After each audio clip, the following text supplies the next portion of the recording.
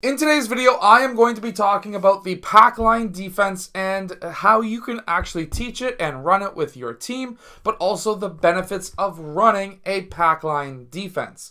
Really quickly, if you want a killer zone defense, make sure to go check out my Unbeatable Basketball Zone Defense book that is down in the description below, which is a zone defense that will double the low post and trap the corners and not leave any spots open.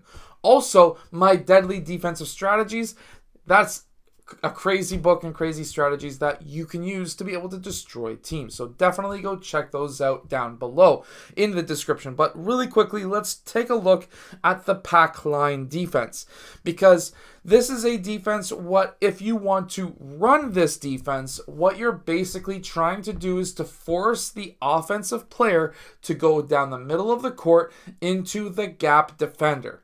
You do not want your offensive players to go baseline, because you're generally going to be running this defense, this man-to-man defense, if you are either a smaller team or you want to run this so that you can force threes. So let's get down and let's really check this out. So in a normal man-to-man defense, if you're on ball, you're literally on ball. If you are one pass away, usually your defenders will be one big step away, generally speaking, somewhere around there. And then if you are two big passes away, your defenders should be 1 and 2 steps away. So for example, 5 and 4 should be somewhere around here. That is if we were going up against a 5-out offense, which is one of the most common offenses that you can run today. If the ball gets passed over here, he is now man on.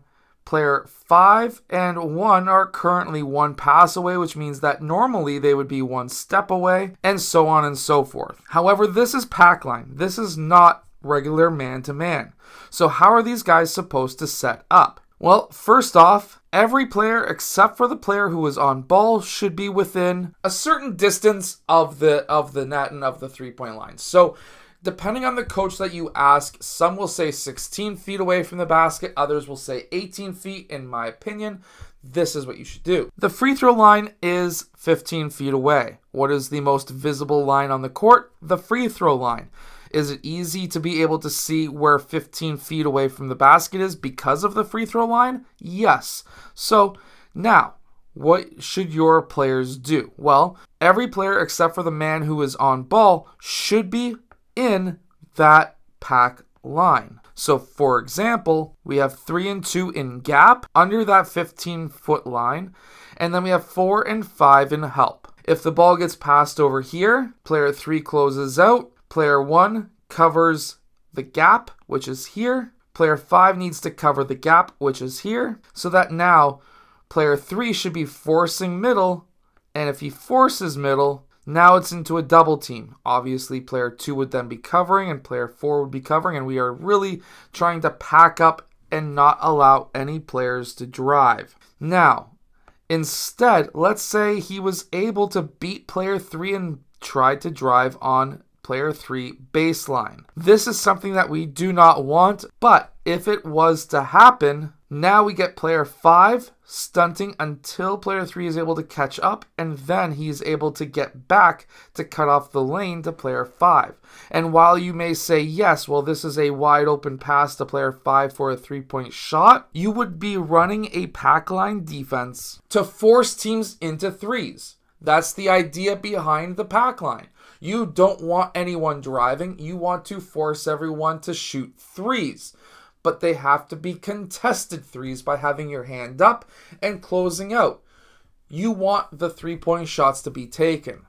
This is a type of man-to-man defense that will allow and force teams into hopefully shooting more threes. And if you're playing at the youth level, let's face it, a lot of kids cannot shoot contested threes. So now obviously these guys will rotate because they're playing a 5-out. Player 3 follows his man. Player 4 goes up. Player 3 is in help. Player 2 is still in pack line and on gap, and help as well. And player 1 should be guarding gap. Again, we're trying to overforce player 5 to go towards the middle of the court. Yes, he's going to be drawing another defender, and yes, This guy is going to be wide open. However, again, kick out pass. Player 1 sprints out and covers with his hand up to be able to contest that shot. Meanwhile, we have a lot of players in the key to be able to get rebounds and to cut off any more extra drives. Basically, you have to overplay your offensive players that you're guarding to force them towards the middle of the court.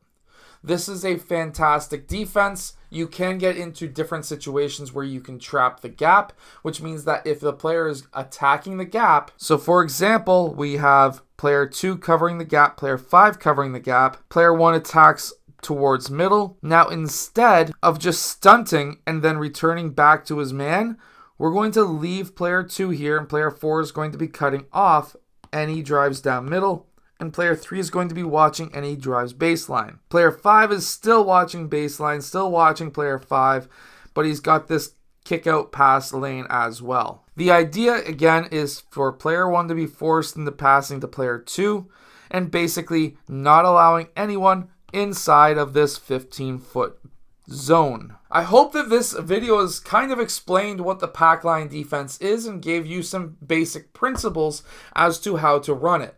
I hope that this video has helped you. If it has, hit that like button and subscribe, and make sure to go check out my Unbeatable Basketball Zone Defense book that is down in the description below, and also make sure to check out my deadly defensive strategies that are down there as well. I'll see you guys again in my next video.